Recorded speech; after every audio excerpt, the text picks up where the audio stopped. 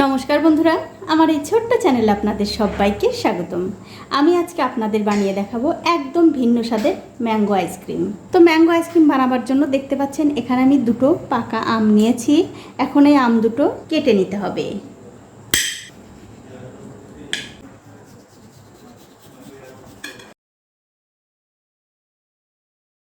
দেখুন আমগুলো কিন্তু আমি কেটে নিয়েছি।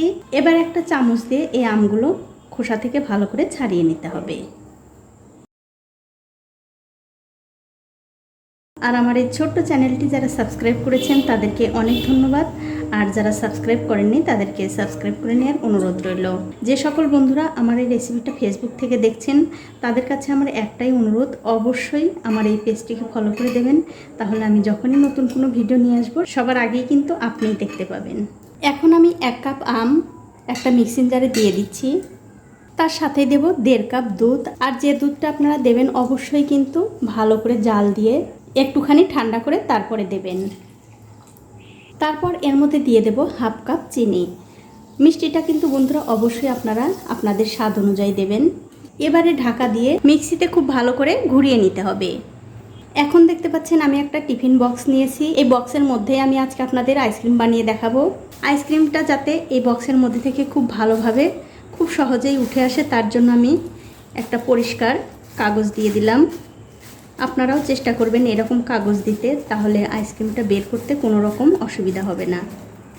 তো কাগজটা কিন্তু আমি খুব ভালো করে দিয়ে দিয়েছি। এবারে যে আমগুলো কেটে রেখেছিলাম সেই আমগুলো বক্সের মধ্যে দিয়ে দিলাম।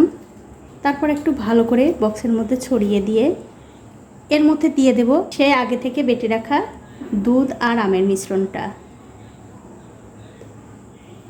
দিয়ে দেওয়ার পর এই বক্সের ঢাকাটা বন্ধ করে ডিপ ফ্রিজে আমি 6 থেকে 7 ঘন্টার জন্য রেখে দেব।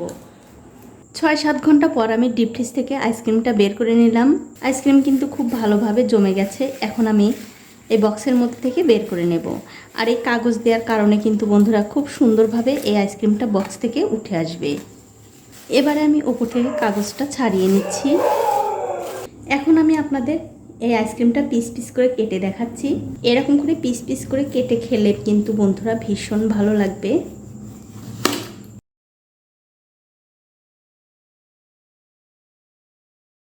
তো বন্ধুরা এইরকম করে ম্যাঙ্গো আইসক্রিম বানিয়ে কিন্তু আপনারা এই গরমের মধ্যে সবাই মিলে খেতে পারেন। খেতে কিন্তু দুর্দান্ত হয়। তো আমার আজকের এই ম্যাঙ্গো আইসক্রিমের রেসিপিটা যদি আপনাদের ভালো লেগেই থাকে অবশ্যই একটা লাইক, কমেন্ট আর শেয়ার করতে ভুলবেন না।